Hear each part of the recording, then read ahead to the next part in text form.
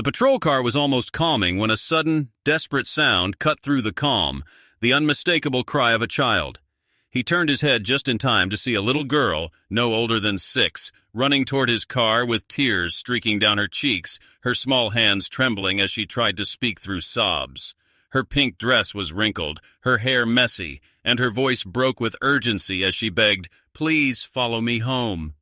Something in her eyes, a mixture of fear, desperation, and hope, made him realize this wasn't just a child having a bad day. This was a cry for help, and every instinct told him he couldn't ignore it. Marcus didn't waste a second. He stepped out of the car, crouched down to her level, and reassured her that he was there to help. Her small hand tugged at his as she urged him to follow, her pace quick and filled with urgency.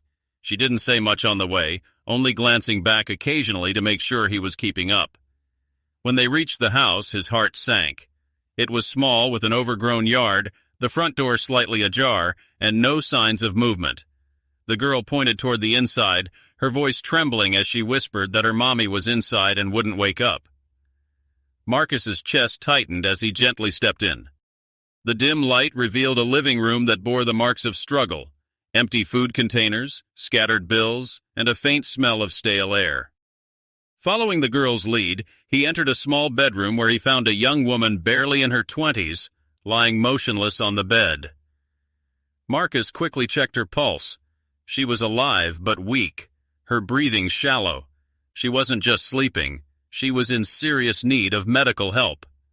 While calling for an ambulance, he kept talking to the little girl, asking gentle questions to keep her calm. Her name was Lily. Through quiet sobs, she explained that her mommy had been sick for days. He had tried to make her soup but couldn't reach the stove, and that she'd been scared to leave her side until she realized she needed help. That's when she ran out and saw the police car. The paramedics arrived quickly and took the young woman to the hospital. Lily clung to Marcus's uniform, refusing to let go as fear gripped her heart. Marcus reassured her that he would stay by her side until her mother was safe. He drove Lily to the hospital, holding her small hand as they walked into the waiting area. The hours were long, but Marcus never left. Eventually, a doctor came out with an update. Lily's mother, Rebecca, had collapsed due to severe exhaustion, dehydration, and untreated pneumonia. She had been pushing herself too hard, working multiple jobs and skipping her own health to care for her daughter.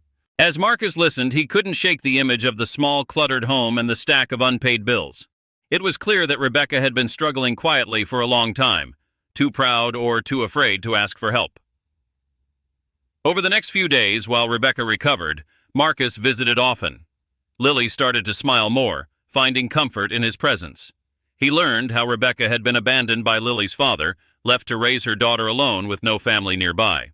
She had been taking on cleaning jobs, working late into the night, all while hiding her struggles from everyone. Marcus realized that without intervention, their life would slip right back into hardship the moment Rebecca was discharged. Quietly, Marcus reached out to local charities, community members, and even some of his fellow officers. Within days, donations of food, clothing, and funds began to pour in. When Rebecca was finally well enough to leave the hospital, she returned to find her home cleaned, stocked with fresh groceries, and repairs underway. Tears streamed down her face as she realized she wasn't alone anymore. Lily's smile that day was brighter than Marcus had ever seen. She hugged her mother tightly, then turned and hugged Marcus, whispering a soft thank you that he would carry in his heart for years. The neighborhood, inspired by the story of a little girl's bravery and a community's compassion, continued to check in on Rebecca and Lily. Rebecca began working fewer hours at a stable job that allowed her more time with Lily, and the bond between them grew even stronger. As Marcus stood outside their home one evening watching Lily play in the yard while Rebecca chatted with neighbors, he realized this wasn't just about one rescue. It was about hope, about how even the smallest voices like Lily's plea that day could lead to life-changing kindness